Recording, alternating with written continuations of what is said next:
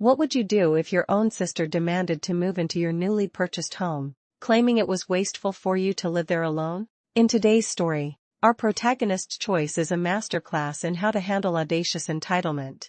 I'm a 32-year-old woman, and I had just achieved a significant milestone, buying my very first house. It was perfect for me, 3 bedrooms, a lovely yard, and all the space I needed. Being single with 2 dogs, it felt like a dream come true. A sanctuary just for us. My older sister, Elena, who is 34, lives in a cramped 2-bedroom apartment with her 3 children. Lately, her conversations had been dominated by complaints about how insufficient their living space was for a family of 4. I sympathized, of course, but I never imagined her frustrations would soon collide with my newfound happiness. The moment Elena found out about my house, her demeanor shifted dramatically. Instead of congratulations, I was met with outrage. She became incredibly upset, accusing me of being wasteful. According to her, since I was single and childless, I had no need for such a large space. Her words hung in the air, a thinly veiled accusation of selfishness.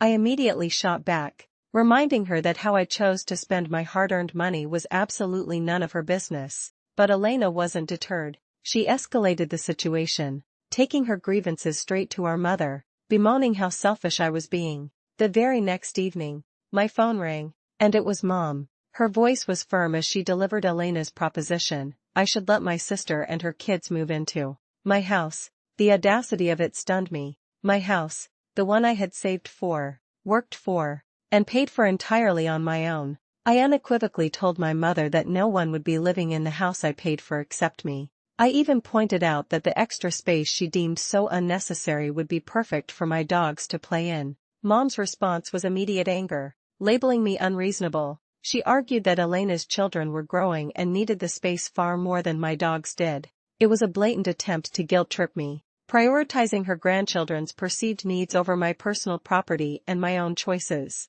I tried to be reasonable, offering to help Elena financially so she could rent a bigger place, a solution that seemed far more practical and less invasive. My mother then put Elena on the phone, and my sister immediately shot down my offer. Her tone was demanding, telling me I needed to let her and her kids live in my house. She wasn't asking, she was dictating. This reveals Elena's greatest fatal flaw, her profound sense of entitlement, which had blinded her to the very concept of personal boundaries and ownership. When I refused her outright demand once more, Elena, with a patronizing air, suggested a compromise. The compromise? I could live in the house with her and her kids, and wouldn't have to find somewhere else to live. She uttered these words as if she were doing me a colossal favor, as if I should be grateful for the privilege of sharing my own home with her and her family. The sheer gall of her proposal left me speechless for a moment. As user Antiquated astutely pointed out in a comment, "Did I read that correctly? She offered to let